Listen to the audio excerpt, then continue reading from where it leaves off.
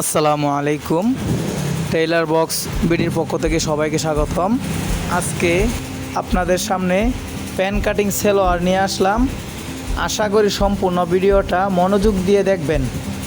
আমার সেলোয়ারের লম্বা হচ্ছে 36 ইঞ্চি, সেলোয়ারের পায়ের বের হচ্ছে 11। এখানে কাপড় নিচে আমি 2 গজ 4 গেরা। এখানে কাপড়টা 2 ভাঁজে ভাঁজ করা আছে। মোট পার্ট হচ্ছে 4টা। এই দেখেন, আমার সামনের সাইড দিয়ে বড় অংশ, এই সাইড দিয়ে খোলা অংশ। কাপড়টা সুন্দর করে ভাঁজ করে উপর থেকে 2 ইঞ্চি পরিমাণ কাপড় দাগ দিয়ে নেবেন। কেন দাগ দিয়ে নেবেন? এটা হচ্ছে রাবারের জন্য দাগ।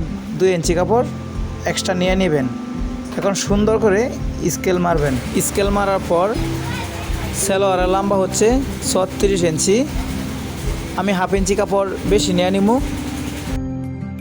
আপনারাও হাফ ইঞ্চি কাপড় বেশি নিয়ে নেবেন, তাহলে সিলানোর পরে আর লম্বা কমবে না। 36 ইঞ্চি লম্বা। এখানে কাপড় একটু শর্ট আছে, তাই আমার পরিপূর্ণভাবে নিচের ভাঙার কাপড়টা সহ লম্বাটা আসতেছে না, যার ফলে আমি নিচে ভাঙার কাপড়টার জন্য আলাদা এক্সট্রা কাপড় ব্যবহার করব। এই দেখেন, দুনো সাইড দিয়ে সুন্দর করে দাগিয়ে নেবেন, দাগটা যেন আঁকা বাঁকা না হয়। এই যে দেখেন, আমি সুন্দর করে একটা দাগ দিয়ে দিলাম। এখন ওই যে সাইড দিয়ে আপনার রাউন্ডের জন্য 2 ইঞ্চি অথবা 2.5 ইঞ্চি, আমি এখান থেকে 2 ইঞ্চি পরিমাণ কাপড় সাইডে মাইনাস করে দিব। এটা হচ্ছে প্যান কাটিংয়ের রাউন্ডের জন্য আমি 2 ইঞ্চি কাপড় আলাদা নিয়ে নিলাম। এই যে দেখেন, আমি 2 ইঞ্চি কাপড় নিয়ে নিলাম। ওই 2 ইঞ্চি থেকে কাপড়টা ধরে 5.5 ইঞ্চি দাগিয়ে দিবেন। 5.5, 5.5, 11। আমার পায়ের মৌরি হচ্ছে 11।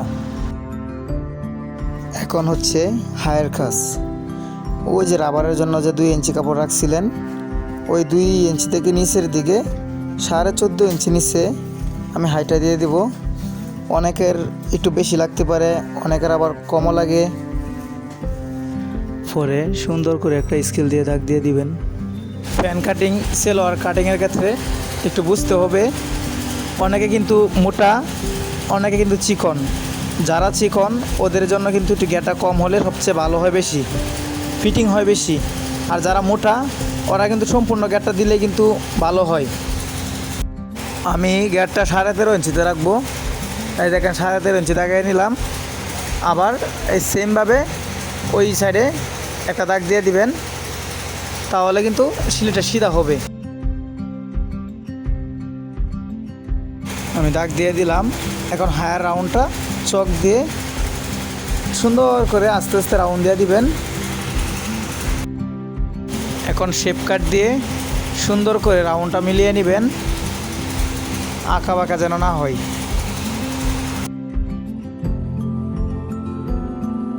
আবার ওই সাইড দিয়েও শেপ কাটটা ধরে সুন্দর করে দাগটা দিয়ে মিলিয়ে দিতে হবে।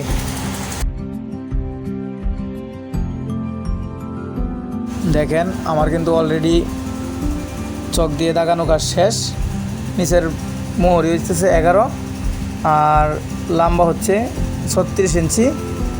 এই দেখেন, আমি আবার আপনাদেরকে মাপটা ভালো করে বুঝিয়ে দিতেছি। উপরে এলাস্টিক লাগানোর জন্য 2 ইঞ্চি কাপড় নিয়ে নিলাম, আর 2 ইঞ্চি থেকে নিচের দিকে 34 ইঞ্চি আমি কাপড় নিয়ে নিলাম মোট। হ্যাঁ, আমার ভাঙার কাপড় আলাদাভাবে নিতে হবে, যেহেতু কাপড় একটু শর্ট। ঠিক আছে? যদি কারো কোনো সমস্যা হয় অবশ্যই জানাবেন।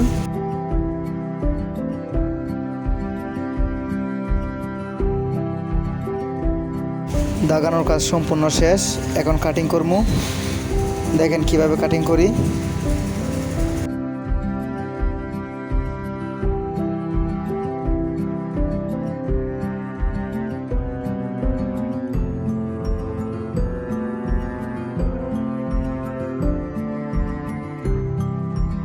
দেখেন, আমার কাটিংয়ের কাজ শেষ। এখন নিচের পট্টির কাপড়টা কেটে নেব। এই দেখেন কিভাবে পট্টির কাপড়টা কেটে নেই, মনোযোগ দিয়ে দেখেন।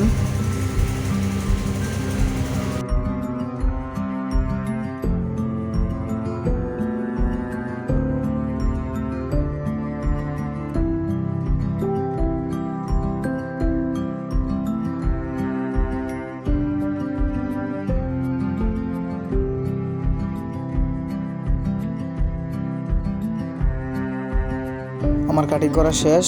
এই ভিডিওতে কাটিং কিভাবে করতে হয় দেখাইলাম। পরবর্তী ভিডিওতে সেলাই কিভাবে করবেন ওইটা দেখাবো। পরবর্তী ভিডিও পেতে পেজটাকে ফলো দিয়ে রাখুন। সবাই ভালো থাকবেন, সুস্থ থাকবেন। আল্লাহ হাফেজ।